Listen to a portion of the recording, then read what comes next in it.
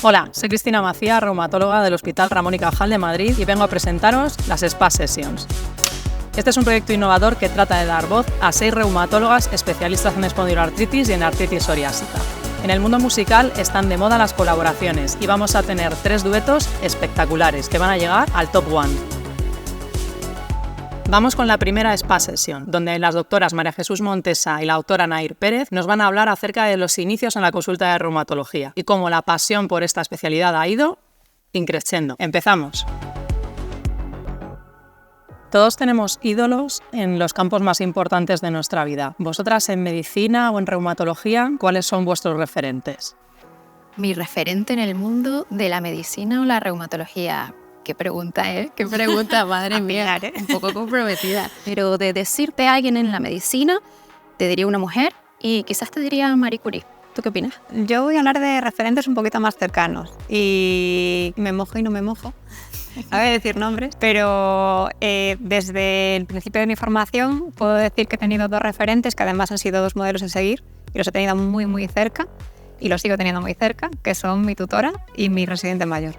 La elección de reumatología siempre es muy complicada cuando estamos haciendo el MIR, cuando tenemos que elegir especialidad. ¿Vosotras por qué elegisteis esta especialidad sobre otras? Seguramente una de las cualidades que tiene la reumatología que a todos nos encanta es que es una especialidad muy completa. Yo quería una especialidad en la que no hubiera un estancamiento, no fuera siempre lo mismo, no estuviera siempre en una consulta. Buscaba algo que tuviera planta de hospitalización, consultas, técnicas, imagen, y yo creo que con estas descripciones estoy hablando claramente de la reumatología. ¿Cómo fue en tu caso? Pues te diría, Nair, que en mi caso yo quería una especialidad que tratara al paciente durante toda su vida, que lo pudiera conocer de niño o de adolescente y poderlo tratar incluso hasta que ambos nos hiciéramos mayores. Y eso es lo bueno de la reumatología, que sus enfermedades son crónicas y van a ser para toda la vida. Y además quería una especialidad también que no se centrara en un órgano y aparato concreto. Por lo menos yo cuando estudié el MIR no quería centrarme en uno u otro. Al final digo, la reumatología es que me lo da todo. Las primeras experiencias en consulta son siempre complicadas. Terminamos la residencia, de repente estamos solas como adjuntas. ¿Vosotras cómo recordáis esos primeros días ahí en trincheras?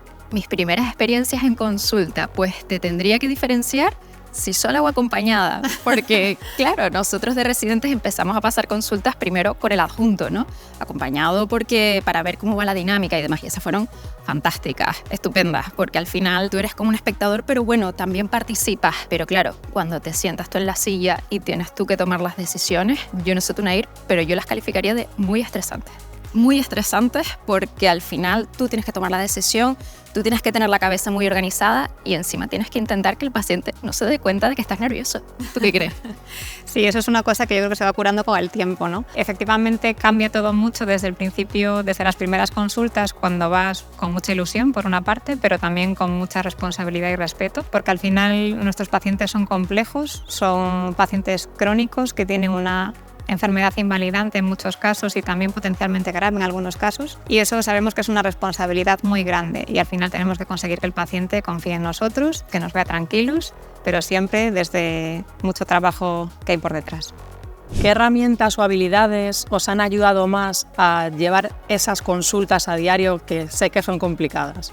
Yo creo que las habilidades que más me han ayudado desde el principio hasta el momento en el que me encuentro actualmente es ser muy ordenada y sistemática. Yo creo que todavía actualmente, no sé qué opinas tú, pero la reumatología, yo creo que la población general es una especialidad todavía desconocida. No todo el mundo sabe a lo que nos dedicamos y eso también influye en nuestros pacientes, que no saben exactamente qué es lo que nos tienen que contestar cuando le preguntamos cómo están, cuáles son las manifestaciones y las complicaciones más importantes de su enfermedad. Nosotros tenemos que ser sistemáticos, preguntar por efectos secundarios de medicación, efectos tóxicos, tenemos que preguntar por eficacia de tratamientos, seguridad. Son preguntas muy amplias y yo creo que hay que ser muy sistemáticos y ordenados. Totalmente de acuerdo contigo, Nair. Te diría que hay que ser sistemáticos y ordenados, y te diría que a mí, aparte de eso, me han ayudado 2 habilidades más, te diría. Una es tener muy buenas relaciones sociales con tus compañeros de trabajo, porque seguro que te ha pasado que llega un momento que tienes que descolgar el teléfono y llamar a la reumatóloga que está pasando consulta al lado, o tener que avisar al dermatólogo porque tiene que ver algo urgente y subir a la planta de arriba, y al final es importante llevarte bien con todo el mundo, o ir a la enfermera que está pasando consulta enfrente y que al final ella conoce al paciente mejor que tú. Es decir, tener unas buenas habilidades sociales es,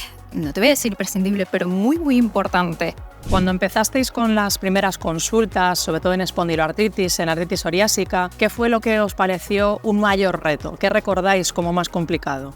Te diría que es la heterogeneidad de los pacientes, son todas diferentes. Es que no hay dos iguales y al final la propia enfermedad puede tener muchísimos abordajes, puedes tener un predominio de afectación musculoesquelética, en otros pacientes puede ser más cutáneo, en otros pacientes puede ser más digestivo, ocular. Es tan heterogéneo que es todo un reto comparado con otras enfermedades. Es muy apasionante.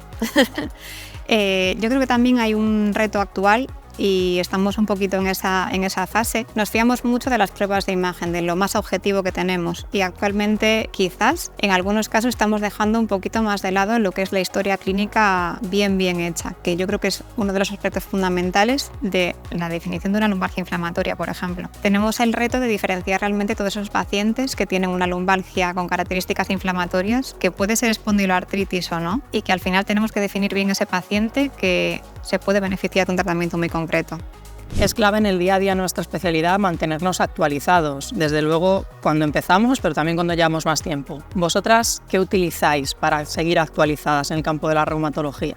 Yo personalmente tengo una serie de listas a las que estoy adscrita en Medscape, en PubMed, que me llegan semanalmente al correo, pero es que simplemente con abrir Twitter ya tienes un compañero que te ha puesto el último estudio que ha salido y no hace falta que te vayas a la revista para que lo consultes. Y bueno, ya sin contar la Sociedad Española de Reumatología, que tiene una oferta formativa espectacular, y es que no estar al día es extremadamente complicado. Además hay que ser selectivos. Actualmente en reumatología tenemos un abanico enorme de propuestas formativas, de cursos, congresos, simposios, revistas científicas que nos envían además al correo, lo que nos facilita todo muchísimo. Y yo creo que además, por ejemplo, hay un aspecto muy importante que son la docencia en nuestros hospitales, las sesiones clínicas, organizar sesiones bibliográficas, actualizarnos en publicaciones. Evidentemente es muy amplio todo, pero tenemos que ir seleccionando e intentar sacar lo más importante de cada una de las partes de la reumatología, que es muy amplia.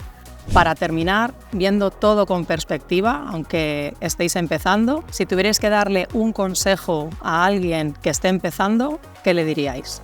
Difícil pregunta. Por una parte, le diría una cosa que creo que es un poco tranquilizadora, que es que no se ha equivocado, que la reumatología es una especialidad preciosa, que ha escogido la mejor especialidad que podía haber escogido y que tiene un camino muy largo por delante por recorrer. Y por otra parte, yo creo que actualmente tenemos una responsabilidad como reumatólogos, y es que debemos intentar, las generaciones que venimos a partir de ahora, posicionar la reumatología donde se merece, dentro del ámbito científico y de la medicina actual. Tenemos que posicionarnos como los verdaderos especialistas en formar y en estudiar y en tratar las enfermedades inflamatorias y autoinmunes. Y eso es un trabajo que hay que hacer desde la constancia y el día a día. Totalmente. Les diría que intenten tener muy buenas relaciones con todos sus compañeros, porque al final esto es un trabajo en equipo y si nos llevamos entre todos bien probablemente lleguemos mucho más lejos. Y sin duda alguna también les diría que intenten llevar a cabo todos esos consejos que les dan a sus pacientes. Duerman 8 horas, coman bien, hagan deporte. La especialidad es preciosa, pero te puede absorber mucho y al final acabas entrando en un bucle a veces complicado. Entonces, no se olviden de todo eso porque es fundamental para que en el día a día puedan funcionar bien también. Muchas gracias a todos por quedaros a esta Spa Session número 1. Es el primer hit de este pedazo de álbum que estamos haciendo. Os espero en la número 2.